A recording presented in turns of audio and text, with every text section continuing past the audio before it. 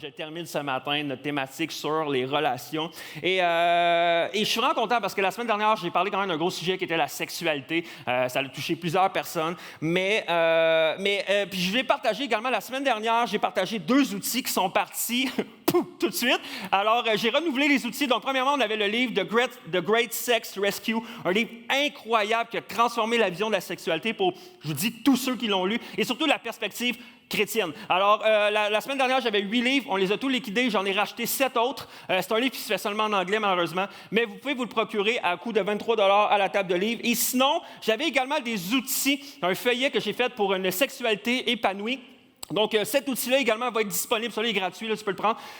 Disponible à la table de livres, qui est le côté pratique à mon dernier message. OK? Fait que moi, je crois que la sexualité ne devrait pas être juste théorique, devrait être pratique. OK, merci. Merci à ceux qui ont compris, va aller dire amen là-dessus. Et donc, si tu veux explorer ça, c'est pas juste le côté pratique, mais c'est également des questions. Comment on peut développer ces questions-là en couple. Et c'est pour les couples mariés. OK? Fait que si t'es en fréquentation, prends pas ça. Si t'es célibataire, encore moins. Et je ne voudrais pas éveiller quelque chose en toi qui ne devrait pas être éveillé tout de suite, mais tu peux prendre ça. J'en ai à peu près une 20aine de copies également à l'arrière. Ceci dit, on a parlé beaucoup de mariage dans les dernières semaines. Là, tu disais, je suis célibataire. J'ai hâte que ça passe, ça, là. C'est correct. La semaine prochaine, on passe à autre chose. Mais on a beaucoup parlé de couple, mais juste savoir, OK, à main levée, qui sont mariés ici? Main levée. Parfait. Quand même. OK, vous pouvez baisser la main. Qui, à main levée, aimerait être marié un jour? Parfait. Laisse ta main dans les airs, Regarde un peu, regarde autour. OK, c'est avec ça que tu dois travailler, c'est avec ces personnes-là. OK, parfait. L'Église, ça sert à ça aussi. Mais ce matin, je veux conclure la thématique sur les relations et en faire un genre de résumé global de tout ce qu'on a vu durant la dernière thématique. Et si tu as une Bible ce matin, tu peux tourner avec moi dans le psaume 128. Okay? On va regarder ensemble au psaume 128. Et ce matin, j'aimerais parler du secret pour une relation fructueuse. Le secret pour une relation fructueuse. Hey, va pas trop vite, là. Je ne suis pas rendu là à aller tout de suite, mon ami. Fait que tu peux attendre un petit peu. Mais si tu es célibataire, que tu sois en fréquentation, que tu sois en fiançailles, que tu sois marié, divorcé, veuve, peu importe, ce message-là peut te parler. Parce que le secret peut s'appliquer à chacune des personnes qui sont ici. Mais avant d'aller plus loin dans le psaume 128, je pensais cette semaine à une parabole que Jésus, un genre de message que Jésus a partagé dans Matthieu 7. Et dans Matthieu 7, Jésus parle d'un homme qui bâtit sa maison sur le roc, et un autre qui bâtit sa maison sur le sable. Et donc, il arrive une tempête sur les 2 maisons. Il y a une maison qui résiste parce qu'elle est bâtie sur le roc, mais il y a une maison qui ne résiste pas et qui se détruit parce qu'elle est bâtie sur le sable. Et Jésus dit dans ce message-là, il dit « Celui qui écoute ce que je dis, puis qui le met en pratique, est comme celui qui bâtit sa maison sur le roc. » Mais la personne qui entend ce que je dis, celui qui écoute mes paroles sans le mettre en pratique, qui est un homme fou qui bâtit sa maison sur le sable. Donc, la maison, on peut voir ça comme ma vie. On peut voir ça comme ma vie de couple, mon mariage, mais également ma famille. Et la maison a fait face à une tempête. On vit toutes des tempêtes. Que tu sois célibataire, que tu sois en couple, que tu sois marié, que tu aies une famille, tu n'as pas d'enfants, mais ou peut-être que tu en as, tu vas tout faire face à des tempêtes un jour. Peut-être pas en ce moment. Tu te dis, mais moi, présentement, je suis vraiment épanoui. Tant mieux. Mais écoute ça pour plus tard. Parce qu'une tempête risque de venir un jour sur ta maison. Mais ta maison, est-ce qu'elle est bâtie sur le roc ou sur le sable? Est-ce que ta maison est bien groundée? Et que tu crois en Dieu ce matin ou que tu ne crois pas en Dieu, la question que la Bible nous envoie, c'est sur quoi tu veux bâtir ta vie? Sur quoi tu veux que ta vie soit fondée? Et plusieurs chercheurs et plusieurs théologiens, en fait, lorsqu'ils ont étudié ce passage-là de Matthieu 7, où Jésus parle de la maison sur le sable et sur le roc, croient que Jésus est inspiré du psaume 128. Du psaume 128 qui était là. Puis, il faut bien comprendre cette image-là. Avant qu'on lit psaume 128, il faut bien comprendre ça. Il faut s'imaginer Jésus marcher. Tu es là, ben OK. Puis, pour ceux qui ont déjà écouté peut-être la série The Chosen, y en a-t-il qui l'ont déjà écouté ça ici? Tabarouette, hein? Il y a du monde beaucoup. Pour ceux qui ont levé la main, t'es comme tabarouette, je suis en train de manquer quelque chose, hein? The Chosen, c'est vraiment fun. C'est une série qui tente de faire un portrait autour de la vie de Jésus et ses disciples, mais surtout qui tente de mettre en lumière qu'est-ce qui pouvait se passer entre les scènes qu'on voit dans la Bible. Tu sais, on connaît toutes les paroles, les enseignements, les miracles que Jésus a fait, mais qu'est-ce qui se passait entre-temps? Puis c'est le fun, cette série-là, parce qu'elle semble vraiment authentique. On voit Jésus qui marche, qui porte un sac à dos. Juste ça, de voir Jésus qui porte un sac. On n'a jamais vu ça dans des peintures, peu importe. Non, mais Jésus qui se brosse les dents. Non, mais Jésus est un homme. Jésus est un humain comme chacun d'entre nous, sauf que lui, il n'y avait aucun péché. Mais il faut s'imaginer que Jésus et ses disciples marchaient ensemble. En fait, ils marchaient tout le temps ensemble parce que dans ce temps-là, imagine qu'on lit dans la Bible et qu'on voit une scène où Jésus partit de Jérusalem pour se rendre à Capernaum, par exemple. Là, tu dis, OK, parfait. Et ça switch de scène tout de suite.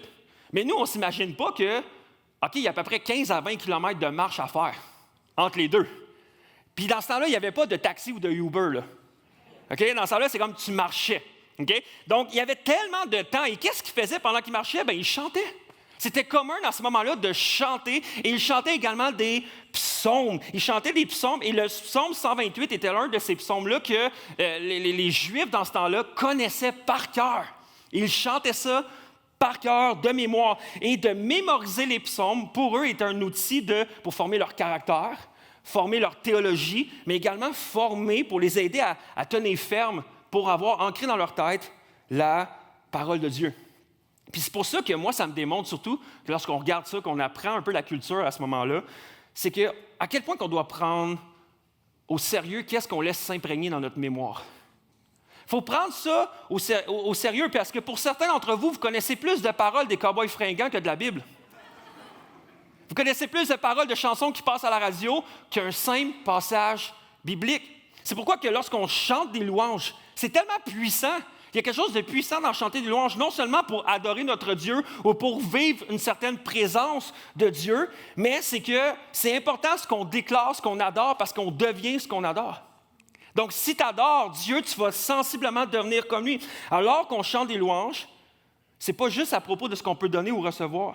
Mais en chantant, ça nous donne la possibilité de ces mots-là d'avoir un impact sur notre vie, sur notre être, sur notre manière de penser. Puis, chose qui est certaine, c'est qu'en tout cas, j'espère, en tant que croyant, notre désir, c'est de ressembler à Dieu, c'est de ressembler à Jésus, c'est de se laisser transformer. En tant que couple, on veut se laisser transformer par la parole de Dieu. On veut que ça soit ça qui nous dirige. En tant que famille, on veut que ça soit ça qui nous dirige. C'est pour ça qu'il faut faire attention de ne pas voir le premier chant avant que le message arrive, comme les previews au cinéma avant que le vrai film commence.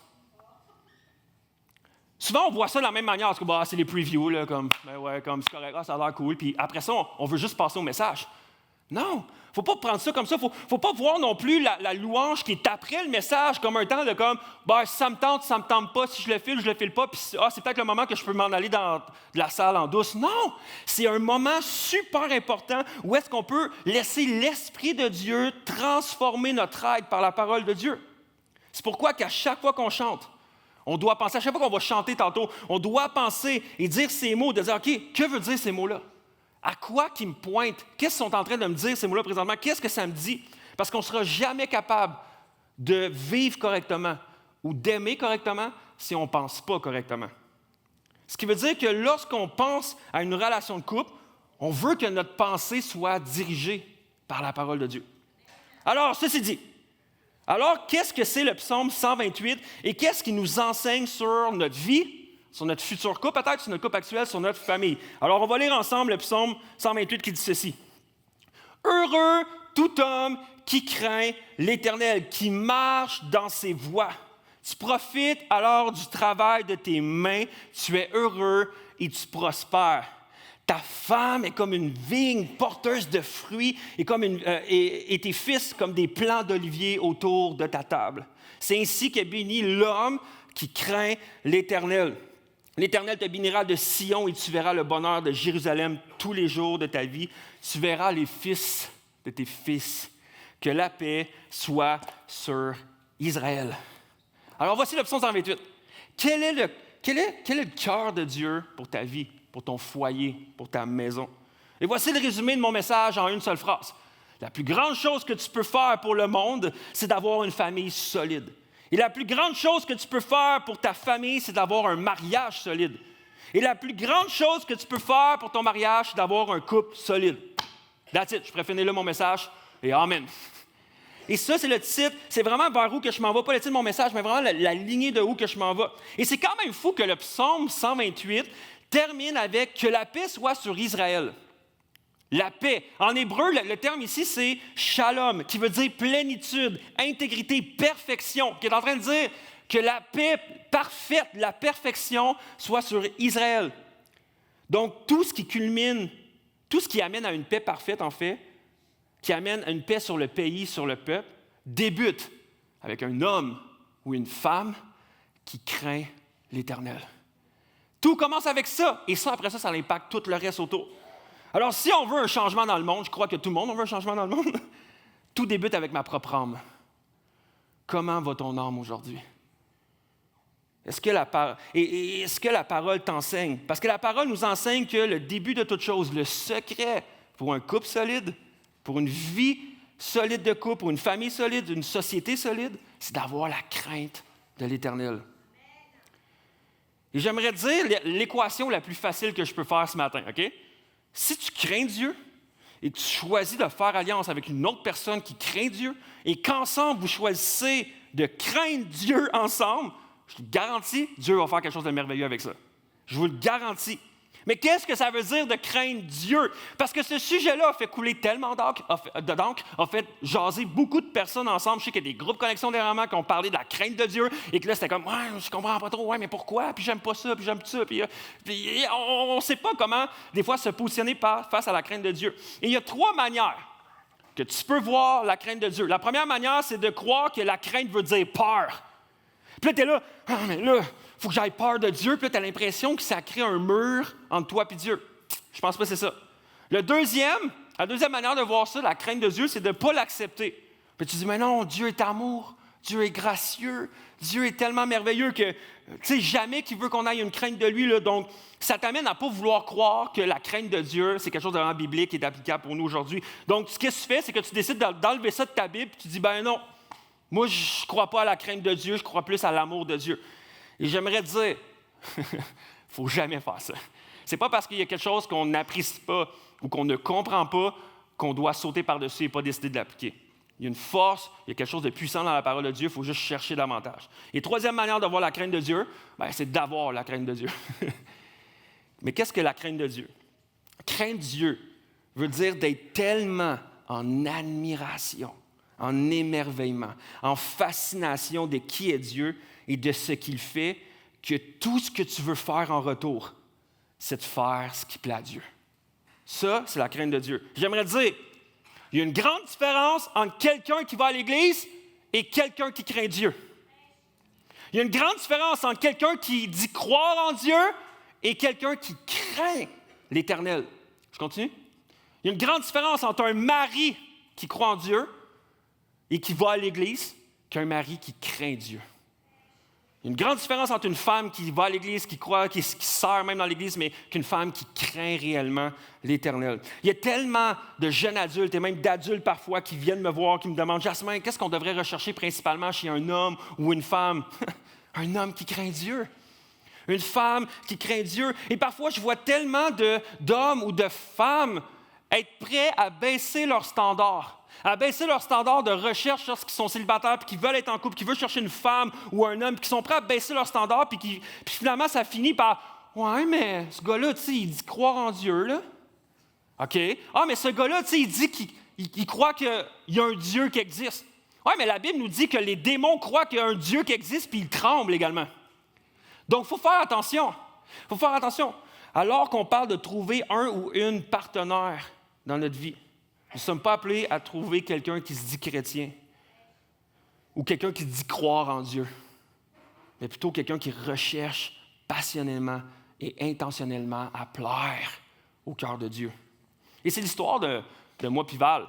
Quand on a décidé de vouloir se mettre en couple, quoi que ce soit, ça a été comme « Hey, non seulement je te trouve belle, je te trouve magnifique, mais le point central, c'est que tu aimes Dieu, moi aussi. C'est quoi? Je veux plaire à Dieu, toi aussi. Parfait. Tu veux servir Dieu, toi aussi. Tu es prêt à bâtir une vie sur Dieu, moi aussi. Parfait. Craignons Dieu ensemble. Et ça a été ça notre plan, parce que si ça avait été seulement quelqu'un qui dit « Ah, je crois en Dieu », non, ça n'aurait pas marché. Ça n'aurait pas marché. Poursuivons Dieu ensemble, ça a été ça notre clé. Et c'est le résumé le plus simple que je peux faire de notre relation à moi puis Val. Mais c'est pourquoi qu'un des philosophes et théologiens qui s'appelait Augustin a dit ceci. Crains Dieu, aime Dieu, puis fais tout ce que tu veux. T'es là, hein? Fais tout ce que tu veux, car si tu aimes Dieu, puis tu crains Dieu, tout ce que tu vas faire sont les choses qu'il veut que tu fasses pour lui. Ça va aller de soi, ton cœur va être porté vers Dieu. Alors, ce que tu vas faire va porter vraiment vers Dieu également. Psaume 37,4 nous dit « Fais de l'Éternel tes délices, il te donnera ce que ton cœur désire. » Alors, si tu cours vers le cœur de Jésus, que tu poursuis le cœur de Dieu, que tu cherches son opinion, son approbation, sa volonté, alors que sa volonté à Dieu passe avant la tienne, alors le reste autour de toi va être pris soin par Dieu. Et ça, c'est une bénédiction que la Bible nous dit, c'est une bénédiction que je crois réellement. Proverbe 3, versets 5-6 nous dit ceci. « Mets ta confiance en l'Éternel de tout ton cœur et ne repose pas sur ta propre intelligence. Cherche à connaître sa volonté pour tout ce que tu entreprends. Il te conduira sur le droit chemin. » Ah, ça, on devrait tapisser ça partout juste pour s'aider à se le rappeler. Parce que ça, c'est la crainte de Dieu. Ça, c'est de craindre Dieu. Que tu sois célibataire, en fréquentation, en marié, veuve, divorcé, peu importe, tu peux avoir la crainte de Dieu. Ce message-là est pour toi. Mais je te pose la question, comment va ton âme? Est-ce que tu crains l'Éternel?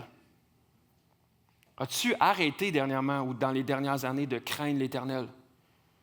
Est-ce que ta passion et ton obéissance à Dieu ont augmenté ou diminué dans les dernières années? Si je demande à tes amis autour de toi, les gens de ton groupe Connexion, qu'est-ce qu'ils me diraient? Oh, je sais pas, on le voit plus bien. Ça se pourrait faire ça. Si je demande à ta femme, de quand elle t'a rencontré, de qui tu es maintenant, est-ce que tu as continué à obéir davantage à Dieu et à craindre Dieu ou ça l'a diminué? Si je demandais à ton mari, qu'est-ce qu'il me dirait? Ça l'a augmenté ou que ça l'a diminué? Craindre Dieu, ça veut dire d'être en admiration, émerveillement, fascination de ce que Dieu fait, que tout ce que tu veux faire en retour par la suite, c'est de faire ce qui plaît à son cœur. Je te pose la question ce matin. Où est la crainte de Dieu dans ta vie? Comment va ton âme? Prends le temps d'y penser. Parce que le secret d'une âme en santé, d'un couple en santé, d'une famille en santé, d'une société en santé, c'est des hommes et des femmes qui craignent l'Éternel. Et voici la bénédiction que Dieu rattache au psaume 128. L'homme qui craint Dieu va expérimenter dans le cœur de sa maison une vigne fructueuse. Ah, ça c'est nice. Sa femme ou son mariage va être comme une vigne qui porte du bon fruit. Et quand on parle de vigne, on parle de raisin. Amen, Jasmin. Et quand on parle de raisin, on parle de grappes qui produisent du vin. Ouais! Moi, je disais ce matin, j'étais comme, tu sais, dans les églises catholiques, souvent, ils prenaient tout le temps du vin de curé. Tu sais, pourquoi moi, je peux pas? Mais je peux pas l'ouvrir, malheureusement. Le gars, il boit tout le temps. Mais on parle de vin. Ici, ce passage-là parle de vin. Et le vin, bibliquement, représente deux choses.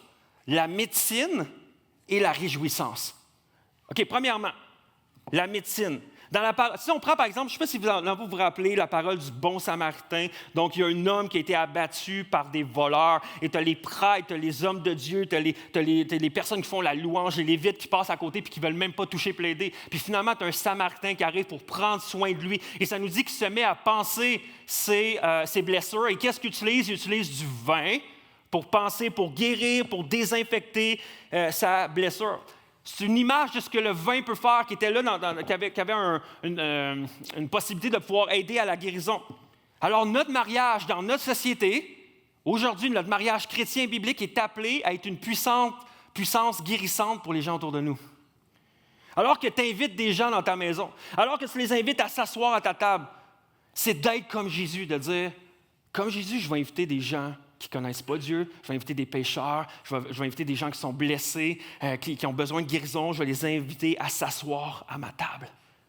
Ta maison, ton mariage est un outil puissant aux mains de Dieu pour faire grandir le royaume de Dieu. L'hospitalité, là, le fait que tu invites des gens à participer à ta vie de couple, ça n'a rien à voir avec la grosseur de ta cuisine ou ton budget de repas. Ça a juste rapport avec le cœur que tu as pour les gens. Mais le vin n'est pas seulement une source de médecine, mais également une source de célébration. Le vin fait partie des parties. Dieu veut que son Église ait l'air d'une fête. C'est ça qu'on voit dans la Bible. C'est ça que lorsqu'on regarde dans le dernier Bible de la Bible, où est-ce que Dieu nous présente le ciel, c'est un party. C'est une fête. On va s'amuser. Ça nous parle d'un gros festin avec plein de bouffe. Puis du vin. Yeah! Là, t'es là, ouais, mais moi, du vin, j'ai des ulcères. C'est pas grave, t'en auras plus rendu au ciel. Mais lorsque tu regardes au tout premier miracle de Jésus, c'était dans un mariage. Puis il s'est assuré à ce moment-là que le vin ne manque pas, que la célébration ne soit pas gâchée par le manque de vin. Donc, il a renouvelé le vin pour qu'il y ait assez de vin pour la fête.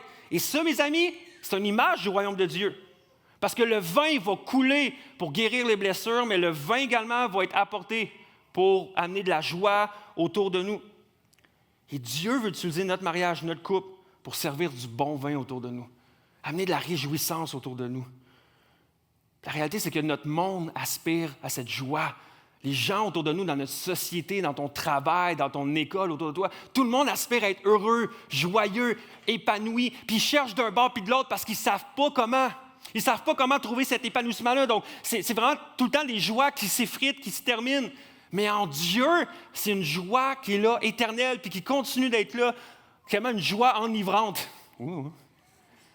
Mais cette joie-là, notre vin, notre mariage peut apporter ça à notre société. Mais si on veut que notre mariage produise du bon vin, on doit prendre soin de la vigne. Et pour le restant de temps qui me reste pour le message, je veux parler de 4 points qui vont nous aider à prendre soin de la vigne. Vous êtes prêts? Comment, vous êtes prêts? Super! Première chose, la vigne correspond à notre mariage, donc la vigne doit être cultivée. Okay? Donc, tu dois cultiver ta vigne. La vigne doit être cultivée, ça doit être pris soin tendrement, elle doit être aimée, puis j'aime l'intimité que ça demande. En fait, j'aime le terme en anglais. Okay? En anglais, pour un terme qu'on parle d'élevage, d'agriculture, de faire de la culture, le terme en anglais, c'est husbandry. Okay? Puis c'est comme la même racine que le terme husband, okay? Qui est le terme d'être mari. Puis j'aime vraiment ça. Donc, lorsqu'on pense à une vigne, la vigne doit être émondée, elle doit être prise soin, elle doit être nourrie, ça prend de l'eau, ça prend du soleil, elle doit être défendue contre les insectes autour. Et moi, ce que j'aime, en fait, c'est que j'aime quand même tout ce qui est attrait au vin. En fait, lorsque j'avais à peu près, j'avais quoi, 23 ans? À peu près 23 ans, 22-23 ans, je suis allé étudier en sonorisation ici au Cégep de Sherbrooke. En fait, juste ici, j'ai étudié en sonorisation, en studio, j'ai appris à travailler, j'en ai fait mon métier pendant un certain nombre de temps. Mais j'hésitais à ce moment-là à étudier soit là-dedans ou en sommellerie. Finalement, ça m'a valu vraiment plus utile pour l'Église que j'ai étudié en sonorisation un jour. Mais j'aimais vraiment tout ce qui est vin, le vignoble, le raisin, tout ça. Puis lorsqu'on regarde à ceux qui ont des vignobles, OK? Moi, j'aime aller dans les vignobles, j'aime visiter tout ça. On va toujours remarquer à quel point ils mettent du temps et de l'énergie à chercher à comprendre qu'est-ce que la vigne a de besoin. C'est fou, c'est des passionnés, ces personnes-là, ceux qui s'occupent de ça, des vignerons et tout ça. Puis, il y a des vignobles qui sont prêts même à engager un système d'avions. Okay? C'est une compagnie qui a été créée par la NASA, qu'il y a des avions qui vont survoler tes terres pour prendre des scans comment je peux dire, pas à rayon X, mais un genre de scan pour analyser comment l'eau circule sous la terre pour regarder, OK, comment je devrais planter mes vignes pour être sûr que l'eau puisse couler partout et qu'ils sont prêts, sont craqués, sont prêts à analyser tout ça. Ils font venir également des experts en géomatique pour creuser, déterminer quel sol. Et après ça, OK, ici, il est plus rocailleux. OK, là, il est plus vaseux. Là, Et là, ils savent quel type de vignes qu'ils peuvent planter où pour être certains de produire le bon raisin. Puis après ça, d'année en année, les vignerons sont là puis ils calculent la température parce que tout ça vient tout changer. Vient tout changer le raisin, vient tout changer le goût du vin, vient la récolte, tout ça, parce qu'à chaque année, c'est pas pareil si le gel dure plus longtemps, si le gel dure moins longtemps, ça l'affecte toute la vigne. Donc, ils sont tous prêts à se questionner quelle est la meilleure chose pour ma vigne. Alors, je pose la question, ici, on approchait notre mariage de la même manière. En se posant la question, qu'est-ce que mon mari, qu'est-ce que mon épouse a vraiment besoin pour grandir en santé? J'aimerais te dire, ce que ta femme avait besoin il y a 10 ans n'est peut-être pas la même chose qu'elle a besoin aujourd'hui. Et ce qu'elle a besoin aujourd'hui n'est peut-être pas la même chose qu'elle avait besoin hier. Même chose pour le mari. Ce que toi, tu dis, mais quand on s'est commencé à se fréquenter, il aimait bien ça, que je fasse ça, ça, ça. Ouais, mais aujourd'hui, son besoin n'est peut-être pas la même affaire. Alors, je veux vous encourager à vous poser la question courageuse, à vous écouter, à ne pas argumenter, mais à vous poser solennellement la question. Qu'est-ce que je ne fais pas que tu aurais besoin? Qu'est-ce que je ne fais pas dans notre mariage que tu aurais besoin? Qu'est-ce que je peux faire mieux? Comment je peux te servir? Et le but de poser continuellement ces questions-là, c'est pour mieux cultiver notre vigne, notre mariage, mais également pour qu'on puisse rester connecté. Deuxième élément de la vigne, être connecté. La vigne doit être connectée. C'est quoi le but d'être connecté? On peut voir ça dans Jean 15, 5, où Jésus dit ceci, « Je suis le cep, vous êtes les sarments. Celui qui demeure en moi et en qui je demeure porte beaucoup de fruits, car sans moi, vous ne pouvez rien faire. » Jésus dit à ce moment-là, si vous voulez porter du fruit, restez connectés à moi. Mais si c'est bon et c'est applicable pour nous en tant que chrétiens à Dieu, je pense que c'est applicable également dans notre mariage, dans notre vie de couple. Si on veut porter du fruit en tant que couple, il faut rester connectés l'un et l'autre ensemble. Mais comment qu'on reste connectés? En vivant dans la même maison? Je pense pas certain. En couchant dans le même lit?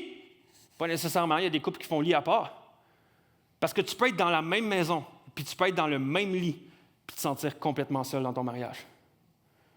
Puis je trouve ça drôle parce que des fois, il y a des gens que je rencontre, des célibataires ou peu importe, des jeunes adultes, sont là, j'ai tellement hâte d'être en couple parce que j'ai hâte de ne plus être seul. Mais si tu penses que c'est ça qui va t'amener dans ton mariage, il y a beaucoup de gens dans leur mariage qui sont seuls. Fait que c'est pas ça le secret. Mais le but de rester connecté, et qu'est-ce que ça demande? Ça demande beaucoup de vulnérabilité. De baisser ta garde lorsqu'on t'enlève ton masque, puis que tu choisis à ce moment-là de ne pas être sur la défense, puis de dire, je vais arriver tel que je suis. Puis voilà, qu'est-ce que tu vas avoir de meilleur de moi. Puis le but, ce n'est pas de rester non plus connecté physiquement ou sexuellement, ça, comme on l'a vu la semaine dernière, mais on veut connecter avec nos peurs, nos joies, nos rêves, nos envies, nos tristesses.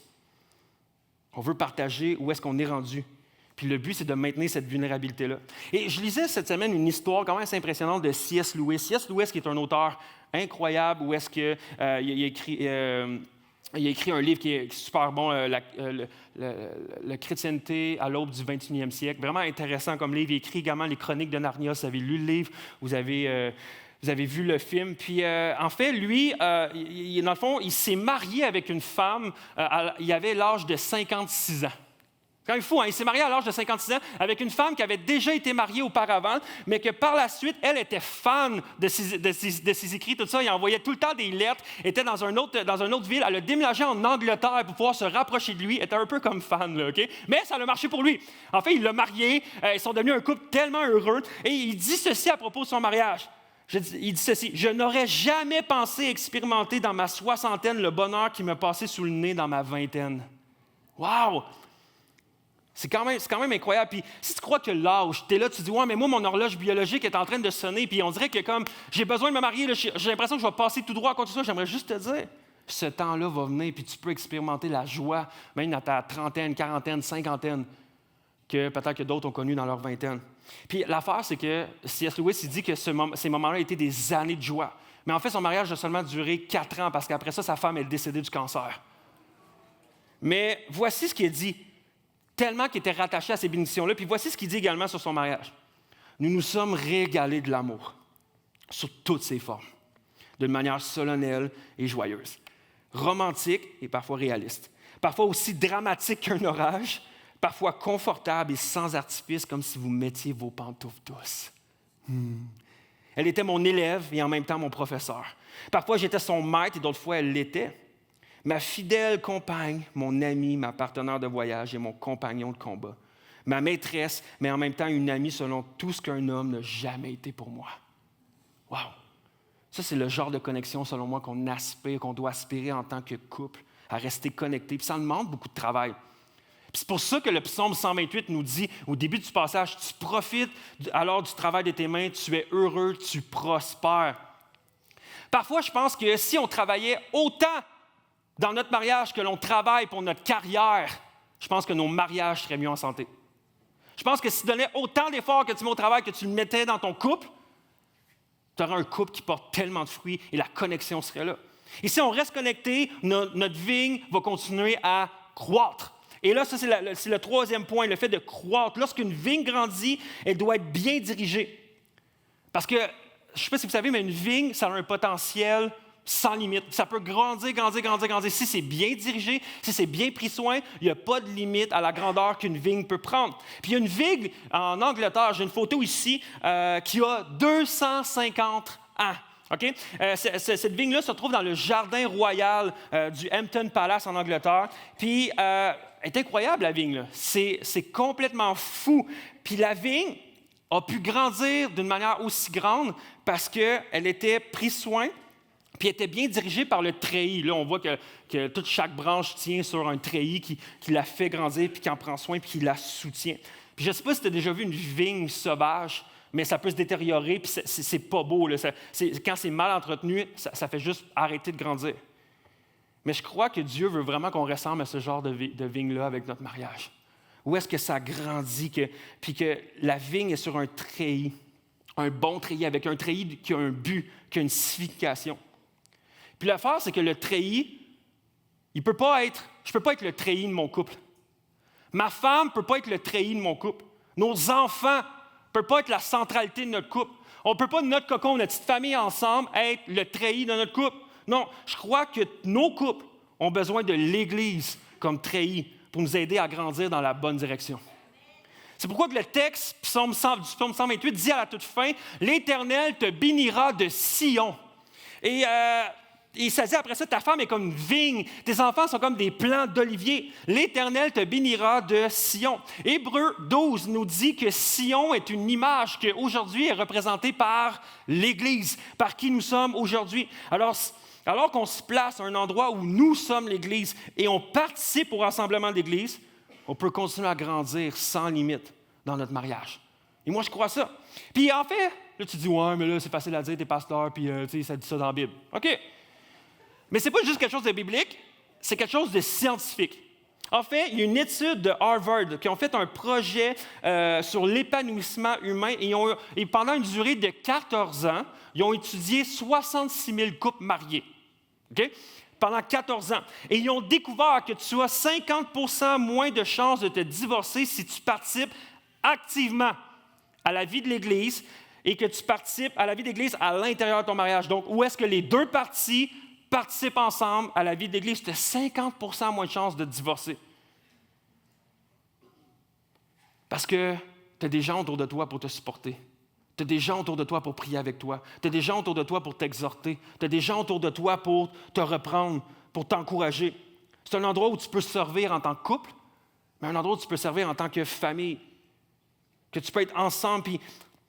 Puis qu'est-ce qui est intéressant, c'est que non seulement que lorsque tu vas à l'Église, que l'Église contribue à ta vigne, mais que alors que tu vas à l'Église, tu peux contribuer aux vignes des autres également. Alors, c'est un tout ensemble. On est appelé à être un treillis les uns les autres ensemble et de s'encourager et de prendre soin de nos vignes. Et si on continue à grandir en étant attachés, on va pouvoir cueillir les fruits. Et j'inviterai les musiciens à venir me rejoindre. On va être appelés à cueillir les fruits ensemble. Alors qu'on a la crainte qui est, selon moi, le secret pour une vie de couple épanouie. Et que tu sois célibataire, que tu sois un ado ce matin, aie la crainte de Dieu. Après ça, alors que tu cultives ta vigne, alors que tu es connecté à la vigne, alors que ta vigne accroît, elle grandit, on va pouvoir cueillir du bon fruit. Tu vas pouvoir cueillir du bon fruit de ta femme. Tu vas pouvoir cueillir du bon fruit de ton mari. Tu vas pouvoir cueillir du bon fruit de tes enfants. Puis peut-être que tu es là, puis depuis plusieurs semaines, là, tu viens à la thématique, puis tu es là, puis tu écoutes en ligne peut-être, puis tu te dis « Hey, mon mariage n'est tellement pas rendu là. Je n'ai pas l'impression que mon mariage présentement porte du bon fruit. » J'aimerais te dire, c'est correct. C'est petit par petit. C'est un pas à la fois. Une vigne ne devient pas comme tu la plantes, puis l'année d'après, paf, 8 grappes. Non, non, non. C'est tranquille. C'est long. Sais-tu combien de grappes de raisin? En fait, sais-tu combien de raisins ça prend pour faire une bouteille de vin? Ça prend 736 raisins. Ça prend près de 400 grappes de raisins. Mais je crois qu'une grappe à la fois, tu peux te rendre à l'endroit où est-ce que ton mariage va pouvoir être une médecine pour les autres, pour ta vie de couple également, mais également un moment de réjouissance pour ta vie de couple et pour ta vie à toi. Ton mariage n'a pas besoin de rester dans un endroit de survie, mais ton mariage peut bénir les autres également, au travers de vos tempêtes. Il n'y a rien de plus beau que de parler à un couple qui a vécu des tempêtes, puis après ça, qui t'en parle, puis aujourd'hui, ils sont en santé. C'est comme « wow ». Puis ça commence avec... Puis comment on peut également prendre soin des autres autour de nous? Comment on peut commencer à être un couple qui est en santé? C'est également en prenant soin des petites vignes qui sont dans notre maison, qui sont nos enfants également. Comment prenez-vous soin de vos enfants qui sont sous votre vignoble, qui est dans votre vignoble? Est-ce que vous apprenez à vos enfants à craindre Dieu? Premièrement. Est-ce que vous cultivez votre relation avec vos enfants? Est-ce que vous prenez soin d'eux? Est-ce que vous restez connecté à eux? Je suis près d'eux. Est-ce que vous les encouragez à rester dans l'Église puis à croître? Tant de parents aimaient voir leurs enfants être impliqués dans l'Église, mais tant de parents ne sont pas impliqués dans l'Église. Est-ce que ta vie démontre à tes enfants comment vivre une vie qui porte du fruit avec Dieu également? Le but, c'est de bâtir des couples, mais des familles durables également. Puis, savez-vous que la majorité des bouteilles de vin ici en Amérique sont consommées dans le 24 heures après l'achat? Les gens achètent une bouteille de vin et après 24 heures, ils la consomment immédiatement. Parce qu'on achète ce qu'on veut boire aujourd'hui. Je veux boire aujourd'hui, j'achète la bouteille, je la consomme tout de suite. C'est comme si on n'a pas d'idée du futur. On pense juste à aujourd'hui et aujourd'hui seulement. Mais pourtant, le vin, c'est assurément une des plus belles choses sur Terre qui prend de la valeur et qui goûte meilleur avec le temps. C'est pourquoi qu'il y a un cellier à Paris. Je me souviens, quand j'étais allé à Paris il y a quelques années dans un voyage, il y avait des bouteilles de vin qui dataient de 1845. En fait, puis qu'est-ce qui était intéressant, c'est qu'il y avait une bouteille de 1811 à un moment donné qui était là, mais un des commis l'avait échappé par terre. Je peux vous dire qu'il a perdu sa job, mais pour vrai, c'est quelque chose de voir, comme par exemple là-bas à Paris, un Bordeaux de 1845. C'est comme qui est encore buvable, là. Mais ce vin-là, le vin devient meilleur avec le temps. C'est super beau une relation qui commence. C'est super beau un couple qui commence, qui sont fiancés, ça fait comme nous, ça fait 1 an qu'on est mariés, mais peu importe. Puis on est comme, wow, c'est beau! On aime consommer le mariage au début, l'intensité, c'est beau. Mais regardons aux couples autour de nous qui ont 30, 40, 50 ans de mariage. Puis là, tu leur parles, puis ils partagent toutes les tempêtes qu'ils ont fait face, toutes les larmes qui ont coulé, toutes les joies, les célébrations qu'ils ont eues. On regarde ces couples-là comme les bouteilles de vin de 1845. Wow! Ça existe! Les gars, je pense pas que je serais capable d'avoir cette bouteille-là de vin chez nous, de ne pas la boire, d'attendre aussi longtemps, tu sais. Mais on ne croit pas des fois que notre bouteille de vin, nous, elle peut se rendre là. Être tellement quelque chose de riche, de précieux. Mais la promesse de Dieu au verset 5 et 6 présente que l'Éternel te bénira de Sion et tu verras le bonheur de Jérusalem tous les jours de ta vie. Tu verras les fils de tes fils. Tu vas vivre les bénédictions de Dieu. Tu vas voir les enfants de tes enfants. Puis là, des fois, juste parenthèse ici, je sais que des fois, en tant que couple, puis des fois, en tant que parent, on ne s'imagine pas que là, on lit ça et on fait comme « Ouais, mais moi, je ne suis pas en couple. Je ne peux pas être une bénédiction pour les autres. Je ne peux pas voir les enfants de mes enfants. » Mais savez-vous que tu peux avoir des enfants spirituellement également? Tu peux t'investir dans des gens, tu peux t'investir dans des hommes, tu peux t'investir dans des femmes, tu peux t'investir dans des gens qui ont un impact tout comme une mère. Il y a des gens ici qui disent qu'ils ont des mères spirituelles, des pères spirituels. Alors ce passage-là est pour toi, même si tu n'as pas d'enfant. Il n'y a rien de plus beau que de voir des grands-parents se réjouir avec leurs petits-enfants. Puis j'aimerais ça vous encourager à voir au-delà de notre quotidien aujourd'hui. C'est super nice de pouvoir être entouré de quelqu'un au quotidien, mais c'est encore plus difficile de pouvoir être centré encore puis d'être un bon vin après 30, 40, 50 ans. Mais prenons soin de notre vigne. Mais quand on regarde ensemble à la bénédiction du psaume 128, Dieu promet quelque chose de beau qui va sortir de nos couples pour des générations et des générations. Puis il parle que nos fils vont être comme des plants d'olivier autour de notre table. En effet, les oliviers, à cette époque-là, puis qu'est-ce que ça représente également, le symbolisme, c'est parce que les oliviers ont une durée de vie qui dépasse plusieurs milliers d'années.